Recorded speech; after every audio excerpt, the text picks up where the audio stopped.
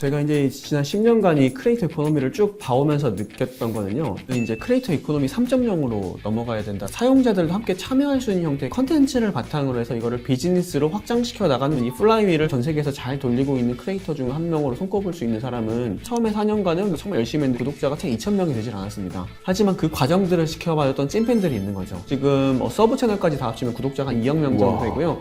네, 안녕하세요. 티타임즈 이재원 기자입니다. 요즘 창작자 경제 혹은 크리에이터 이코노미라는 얘기들 많이들 들어보셨을 텐데요. 메타버스라든지 NFT를 거치면서 굉장히 규모가 커지더니 최근에는 생성 AI의 등장으로 그 시장이 더 커지고 있다, 이런 이야기가 있습니다. 그래서 오늘은 크리에이터 이코노미를 10년 넘게 지켜보고 몸담아 오시면서 관찰해 오신 안정기 작가님을 모시고 이에 대한 분석도 좀 들어보고 또 실제로 관심 있으신 분들이 가져가실 수 있는 꿀팁이라든지 또 주의해야 될 점들까지 한번 자세히 여쭤보도록 하겠습니다. 네, 작가님 반갑습니다. 안녕하십니까? 네, 안녕하세요. 그동안에 어떤 일을 해오셨길래 이렇게 책까지 좀 내실 수 있으셨는지 좀 궁금합니다.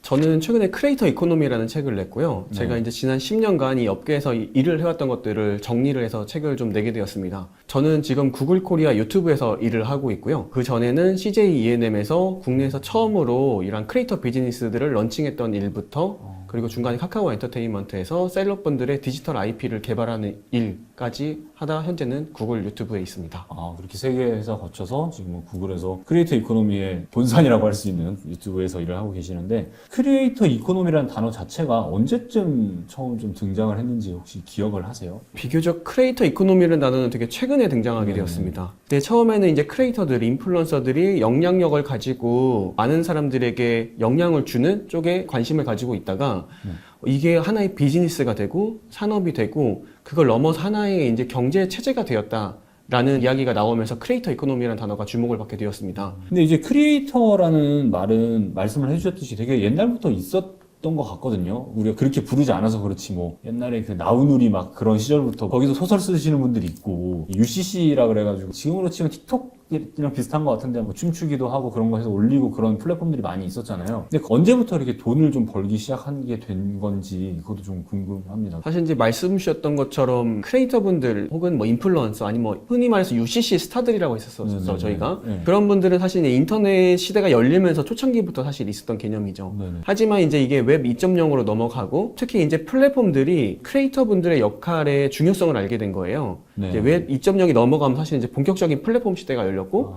플랫폼들이 자사의 플랫폼 내에 사용자들을 모으기 위해서는 컨텐츠를 만드는 사람들을 유인하는 것들이 굉장히 중요하다. 네네. 플러스 이들을 유인하기 위해서는 이들에게 수익화 모델을 제공해줘야겠다라고 그들이 인지한 것에서부터 사실은 크리에이터들의 수익화가 본격적으로 시작이 됐다라고 볼 수가 있습니다.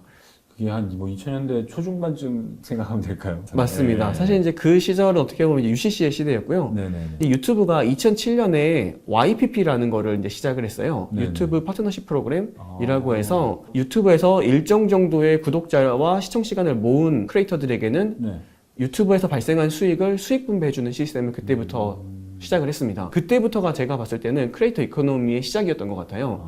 그러면서 유튜브뿐만이 아니라 디지털 공간에서 컨텐츠를 창작해서 그걸로 수익을 얻을 수가 있고 이걸 하나의 직업으로 가져갈 수 있다는 개념이 네네네. 그 뒤로 생기면서 지금은 이제 크리에이터 이코노미가 만들어졌다고 볼 수 있습니다. 그래서 한 10년 가까이 그 크리에이터 분들을 말씀하셨듯이 IP도 만들어주고 뭐 같이 개발도 해주고 그런 일들 하셨는데, 그럼 공통적으로 발견하신 잘 되는 크리에이터의 비결이라든지 뭐 공통점 같은 게 있으셨어요? 제가 이제 지난 10년간 이 크리에이터 이코노미를 쭉 봐오면서 느꼈던 거는요. 특히 최근에 더더욱 그런 것 같습니다. 그래서 제가 세 가지 특징을 꼽아볼 수 있을 것 같은데요. 네네. 첫째, 최근엔 더더욱 그런데 작고 니치한 버티컬에서 시작을 하는 게 크리에이터 분들이 성공할 수 있는 하나의 방법인 것 같습니다. 왜냐면 보통 이제 크리에이터라고 하면은 많은 인플루언서를 모으는 것에 초점을 두다 보니까 사람들이 그냥 관심을 많이 가질 것에만 초점을 두는 경우들도 있어요. 하지만 오히려 작고 니치한 그런 영역에서 시작을 했을 때 핵심 코어 팬들을 모을 수가 있고 그거를 바탕으로 채널을 키워나가실 수가 있습니다. 이게 왜 중요하냐면 지금의 이런 크리에이터 이코노미에서 굉장히 중요한 게 바로 알고리즘인 것 같아요. 내가 활동하고 있는 디지털 플랫폼에서 내 채널, 내 컨텐츠를 알고리즘에게 어떻게 학습시키냐가 굉장히 중요한데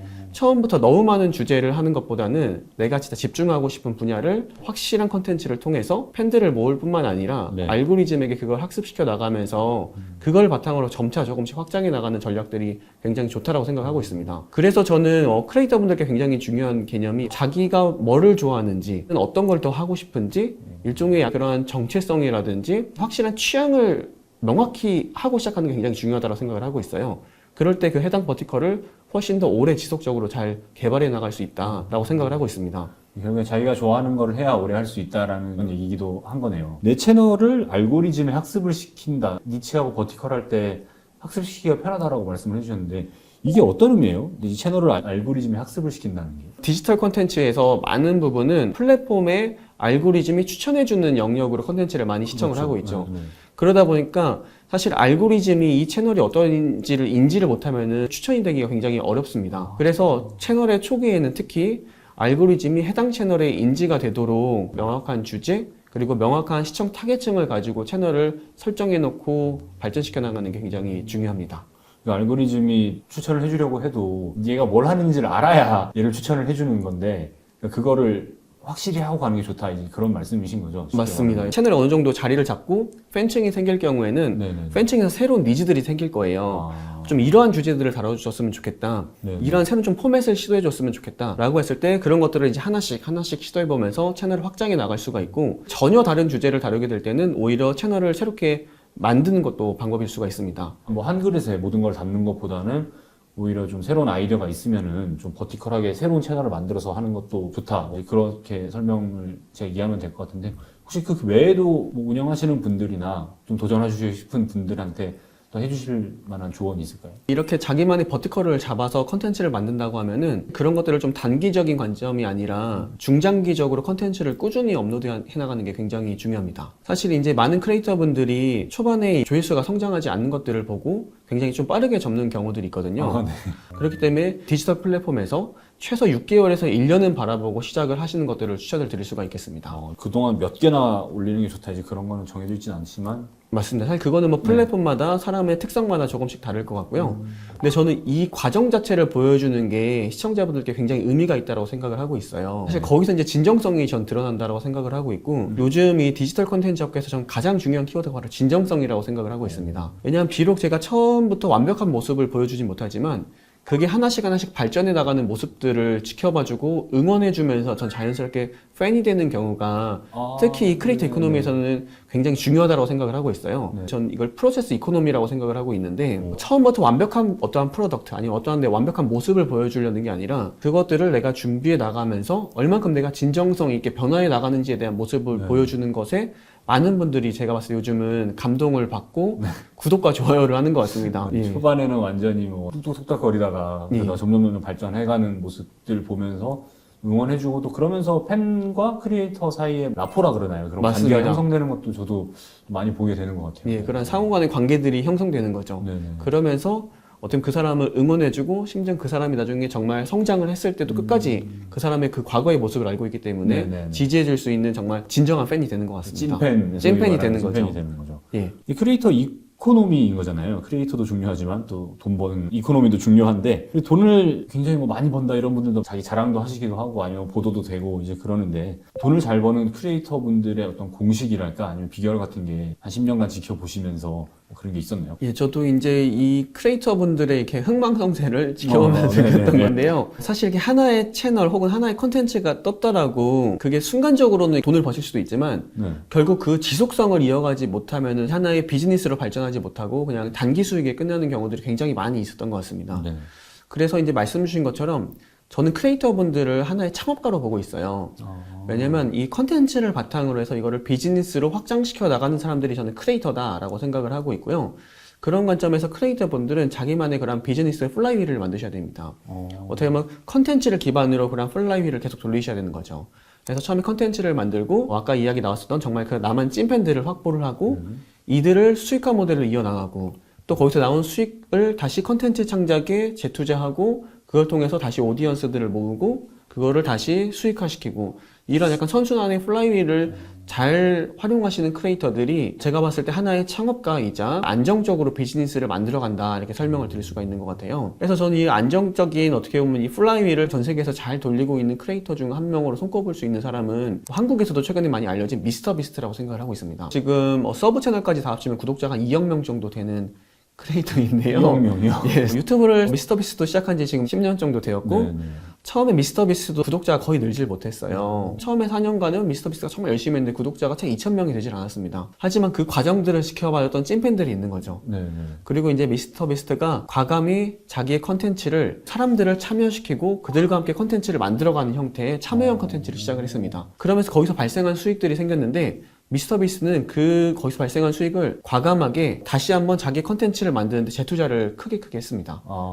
주로 뭘 하시는 분이시죠? 주로 그런 챌린지 컨텐츠를 하시는 분이라고 생각해 주시면 될 것 같아요. 뭐 예를 들어서 불가능한 미션을 도전을 해본다든지 지나가는 사람들에게 어떤 미션을 주고 그걸 달성했을 때 돈을 준다든지 그렇죠. 어떤 리워드를 주는 컨텐츠를 만드시는 분입니다. 사실 그거 외에도 뭐 게임 컨텐츠라든지 여러 지금 채널들을 운영을 하고 계십니다. 그래서 이제 이분이 한국에도 잘 알려진 사례인데요. 네.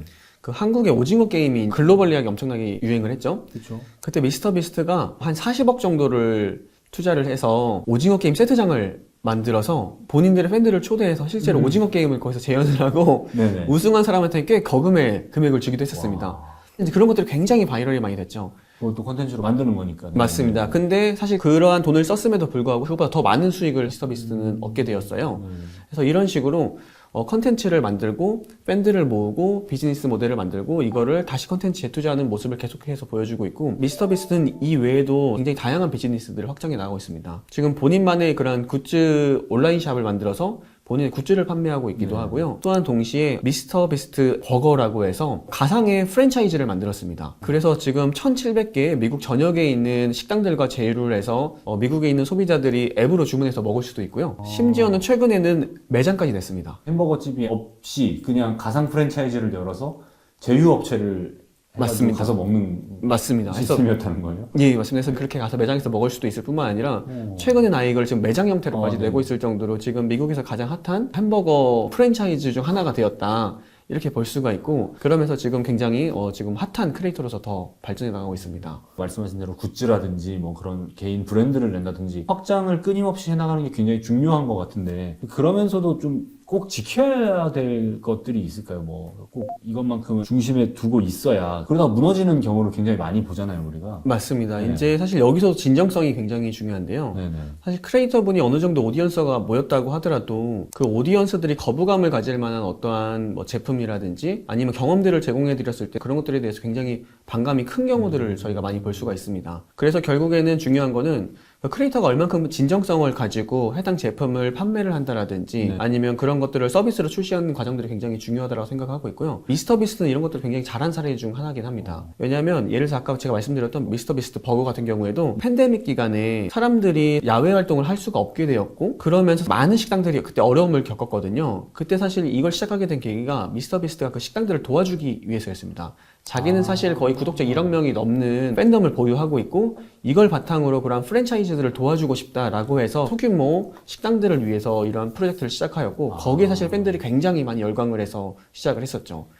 그러니까 동네 조그마한 버거집에 그 앱에다 연동을 해놔서 미스터 버거 프랜차이즈를 해놓으면은 사람들이 거기 가서 먹도록 이렇게 유도를 한 거네요. 맞습니다. 그렇게 하기도 했고 매년 굉장히 큰 대규모의 캠페인들을 많이 하고 있습니다. 2,500만 그루의 나무를 팬들과 같이 심는다든지 해양 쓰레기 몇천만 톤을 팬들과 함께 없앤다든지 네네. 이러한 굉장히 큰 규모의 컨텐츠를 만들 때도 거기 의미를 부여해서 시청자들을 참여시켜가지고 같이 하고 있습니다. 어차피 또 챌린지를 중심으로 시작하신 분이니까 또 그런 게 스토리가 또 맞아 떨어지네요. 가끔 그런 게 있잖아요. 저희도 유튜브 보다 보면은 어떤 뭐 사업을 하신다고 할 때 저 사람이 이걸 왜 해? 뭐 약간 이런 느낌이 들 때가 있잖아요. 그런 느낌을 좀 없애도록 진정성이라고 표현하셨지만 뭐 정체성에 맞게 뭔가를 해나가는 게 되게 중요하겠네요. 맞습니다. 크리에이터 이코노미의 수익화 모델도 계속해서 발전을 하고 있어요. 그걸 크리에이터 이코노미 1.0이라고 정의를 한다라고 하면은 1.0에서는 기본적으로 광고, 협찬 수익에 크리에이터분들이 많이 의존을 하게 됩니다.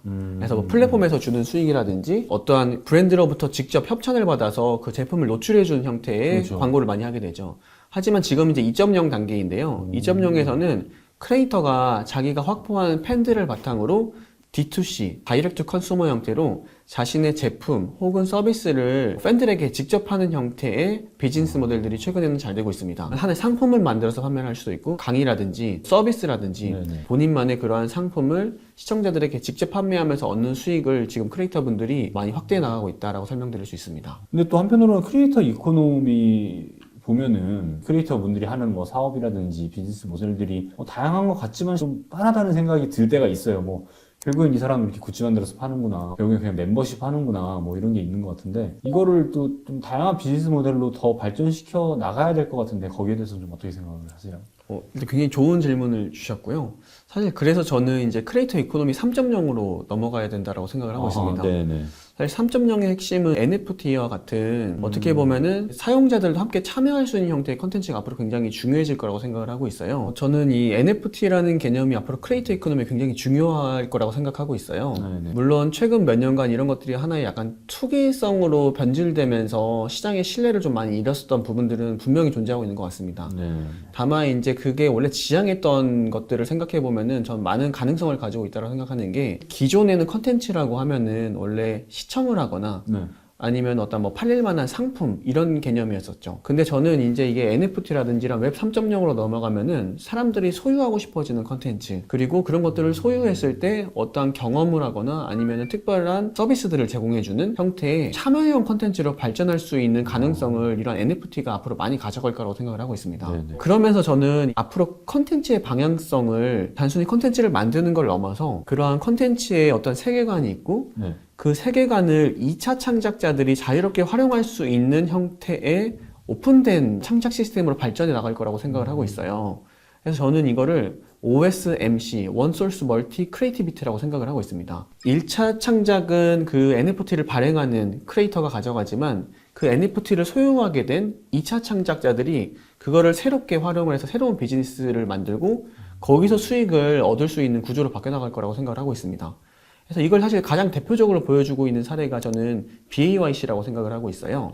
네네네. 이제 BAYC는 아마 NFT에 관심 있는 분들이라면 요즘 많이 알고 계실 텐데 BAYC에서 NFT를 발행하면서 돈을 많이 벌어서 일상이 지루해진 원숭이들이 요트의 재미난 클럽을 구성을 해가지고 네. 지낸다라는 세계관을 만들었죠. 네. 그리고 각기 다른 원숭이들을 이제 NFT 형태로 발행을 했었죠. 근데 그 NFT를 소유한 사람들이 그 각기 다르게 생긴 원숭이를 가지고 자기만의 스토리를 거기다 더 얹혀가지고 새로운 비즈니스 모델들을 만들어내기 시작했습니다. 예를 들어서 젠킨슨이라고 해서 어떠한 NFT 홀더는 자기가 이제 부여받은 그 원숭이 NFT가 네, 마치 원숭이 부자들의 집사처럼 생각을 했다고 생각했습니다. 그러니까 거기다가 이제 젠킨슨이라는 이름을 붙여주었고 그 젠킨슨의 관점에서 BAYC 세계에서 일어나는 일들을 소설 형태로 쓰기 시작했습니다. 근데 그 소설이 실제로 돈을 받고 팔리기 시작했고요. 나중에는 이게 하나의 비즈니스가 되어가지고 여러 명의 작가들을 고용해가지고 이 비즈니스를 하는 하나의 사업체가 되었습니다.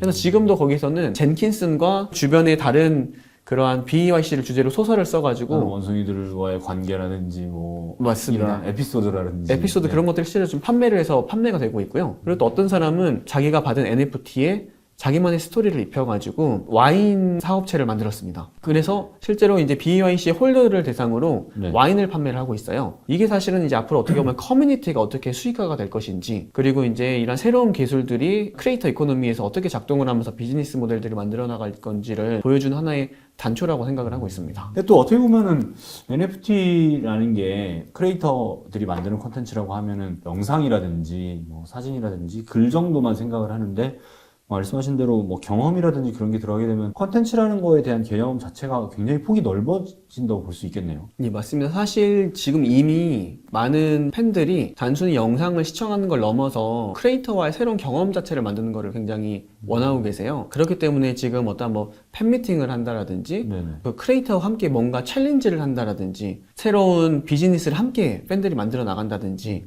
이런 참여 형태로 전체적인 컨텐츠의 방향성이 확장되고 있다라고 이야기를 드릴 수가 있고요. 올해는 또 생성 AI가 굉장히 또 핫한 주제잖아요. 근데 이 크리에이터 이코노미에 있어서도 굉장히 영향을 많이 미칠 것 같아요. 말 그대로 둘 다 생성하는, 크리에이트 하는 거를 도와줄 수 있는 부분이 있으니까 생성 AI가 크리에이터 이코노미에는 좀 어떤 영향을 미칠지 먼저 좀 여쭤보고 싶습니다. 최근에 그 버즈피드 CEO가 네. 이런 말을 했어요. 앞으로 미디어 업계의 가장 큰 화두는 크리에이터와 생성형 AI다. 그래서 저는 크리에이터 업계와 생성형 AI가 함께 발전해 나가면서 굉장히 많은 가능성을 만들어낼 거라고 생각을 하고 있고요. 먼저 저는 이 생성형 AI를 통해서 컨텐츠를 창작할 수 있는 장벽이 더 낮아질 거라고 생각을 하고 있습니다. 어떻게 보면 이미지든 영상이든 혹은 어떤 보이스든 이런 영역에 있어서 누구나 다 이러한 기술들을 활용할 경우에는 높은 수준의 퀄리티의 컨텐츠를 더 쉽게 생산할 수 있게 되면서 모두가 다 사실 크리에이터가 되는 시대가 열릴 거라고 생각을 하고 있어요. 그러면서 가장 크게 될 변화가 될 부분은 일반 사람들도 컨텐츠를 단순히 시청하던 시대에서 이제는 자기 취향에 맞는 컨텐츠를 직접 생성하는 시대로 변화될 거라고 생각을 하고 있습니다. 두 번째로 주목해야 될 부분들은 저는 앞으로 버추얼 인플루언서 이런 부분들이 주목해야 될 거라고 생각을 하고 있어요. 네.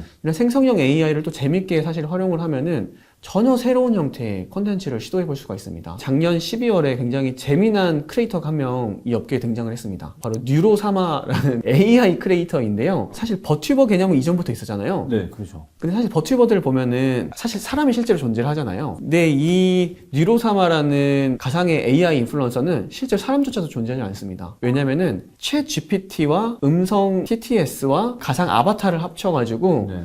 시청자들이 실시간으로 댓글을 달면은 그런 것들에 반응해서 AI가 자동으로 답변을 해주면서 실시간으로 목소리도 전달이 되고 그러면서 이게 실시간 움직임까지 만들어지는 형태의 진짜 AI 인플루언서가 등장을 했다라고 보실 수가 있고요. 지금 이 인플루언서가 트위치에서 활동을 하고 있는데요. 지금 구독자가 한 22만 명 정도 됩니다. 와. 너무 사실 사람들이 신기해하기도 하고 물론 여전히 사실 인간답지 못한 부분들은 많이 있어요. 그렇겠죠. 예, 다만 이제 이런 형태의 전혀 새로운 기술들을 활용해서 새로운 형태의 크리에이터들은 앞으로서 더 많이 등장할 거라고 생각하고 있습니다. 그러니까 각종 생성 AI 프로그램들의 기능들을 다 따와가지고 아바타 혹은 버추얼 인플루언서를 만들어낸 거네요. 그리고 이제 생성 AI 시대가 되면은 또 뭐 창작하는 게 굉장히 쉬워지기 때문에 모두가 크리에이터가 될 거다 이런 얘기도 있잖아요. 뭐 실제로 이제 그렇게 되어가고 있는 것 같은데 이렇게 되면은 지금 열심히 활동하고 계시는 크리에이터 분들의 위상이 오히려 낮아질 수도 있을 것 같은데 그 부분에 대해서는 어떻게 생각하세요? 저는 지금 있는 크리에이터 분들도 충분히 이러한 기술을 새롭게 습득을 하시면서 발전해 나갈 거라고 생각을 하고 있고요. 네. 오히려 이분들은 이미 팬들을 어느 정도 모아놓고 있는 상황이기 때문에 전 이분들에게 더 기회가 더 많을 수도 있다고 생각을 하고 있습니다. 그래서 새롭게 등장하는 분들도 당연히 새로운 마켓에서 기회가 많으실 거라고 생각을 하고 있고 기존에 있던 분들은 본인이 원래 가지고 있던 이런 팬덤을 새로운 기술과 어떻게 자연스럽게 연결시켜 나가는지가 굉장히 중요한 숙제가 될 거다 이렇게 보고 있습니다. 그러면 반대로 크리에이터랑은 전혀 상관없으셨던 분들 있잖아요. 뭐 일반 직장인이라든지 학생이라든지 주부분들이라든지 그런 분들도 이제 생성 AI 같은 걸 활용해서 크리에이터로 살아가야 뭔가 미래에 좀 대비할 수 있을지 뭐 그런 게 있을까요? 저는 앞으로 이제 일반인들도 자기만의 찐팬을 만들어야 된다고 생각을 하고 있어요. 자기만의 컨텐츠를 만들고 자기만의 찐팬을 모아서 자기만의 좀 비즈니스를 구축할 수 있는 그런 자기만의 경험과 역량을 가지고 있어야지 네. 앞으로 이렇게 변화가 많은 시대 때 보다 자기답게 살 수 있을 거라고 생각을 하고 있습니다. 그래서 이런 것들을 보면은 앞으로 개인들은 어떻게 보면 조직에 의존하지 않고 자기 스스로도 충분히 하나의 비즈니스가 될 수 있도록 평소에 훈련을 하고 준비를 해놓는 게 굉장히 중요하다고 생각을 하고 있어요. 평소에 나는 정말 무엇을 좋아하고 나는 어떤 취향을 가지고 있고 그렇다면 이러한 사람들은 어디에 있고 난 어떤 컨텐츠로 이들을 모아서 이들과 어떻게 커뮤니케이션을 할지 그런 것들을 고민하고 실행을 해나가서 크리에이터로서 준비를 해놓는다라고 하면은 이러한 변화의 시기 때 오히려 기회들을 많이 찾아갈 수 있을 거라고 생각을 하고 있습니다. 그렇기 때문에 이런 변화의 시대 때 개인들이 결국 해야 될 거는 뭐냐 그러한 기술들을 한번 적극적으로 사용해 보는 거인 것 같아요. 그게 크리에이터일 수도 있고 아니면 일반인일 수도 있을 것 같습니다. 이런 것들을 적극적으로 사용을 해보고 나의 컨텐츠 창작에 어떻게 활용할 수 있을지 아니면 나의 업무 능력을 향상시키는데 어떻게 사용할 수 있을지를 많이 고민해 보는 게 굉장히 중요한 것 같습니다. 그래서 이런 것들을 통해서 나의 생산성 그리고 나의 창의성 그리고 나의 컨텐츠를 만들어내는 능력 이런 것들을 연습해 나간다고 하면은 개인에게도 저는 굉장히 큰 기회들이 앞으로 많이 있을 거라고 생각을 하고 있어요. 생각해보니까 생성 AI가 아무리 들어와도 뭔가 팬들과의 소통, 관계 그런 게 있기 때문에 크리에이터분들이 살아남을 수 있다. 예, 맞습니다. 그래서 저는 앞으로는 모두가 다 사실 크리에이터적인 마인드를 가지고 살아야 된다고 생각을 하고 있어요. 거기서 어떻게 보면 자기만의 컨텐츠, 자기만의 브랜드와 IP 그리고 자기만의 팬덤을 만들어 내나가는 것들이 굉장히 중요하다고 생각을 하고요. 사실 그런 것들은 또 인공지능이 바로 대체하기가 쉽지 않은 영역이라고 생각을 하고 있어요. 사람의 마음을 읽고 같이 커뮤니케이션을 해나가면서 팬덤을 만들어 나가는 일들, 그리고 그런 것들을 좀 진정성 있게 해나가는 일들은 앞으로도 좀 인간이 해나갈 수 있는 영역이기 때문에 그런 거와 관련된 역량은 앞으로 더 빛을 발할 거라고 생각을 하고 있습니다. 크리에이터 이코노미에 대한 이야기를 해주셨는데 웹 1.0, 2.0, 3.0처럼 크리에이터 이코노미도 1.0에서부터 3.0까지 지금 계속 진화를 하고 있다, 이런 설명을 굉장히 재미있게 들었습니다. 크리에이터 이코노미도 이렇게 진화를 하고 있지만 그래도 결국에는 팬을 확보하는 게 중요하고, 그리고 팬들 사이에 뭔가 진정성 있는 소통, 그게 또 중요하다라는 말씀을 해주셨고, 이런 관계까지 완전히 대체하기는 아직은 쉽지 않아 보인다, 이렇게 좀 정리를 할 수가 있을 것 같습니다. 크리에이터 이코노미와 관련해서 재밌는 말씀 해주셔서 감사합니다. 네, 고생 많으셨습니다. 감사합니다.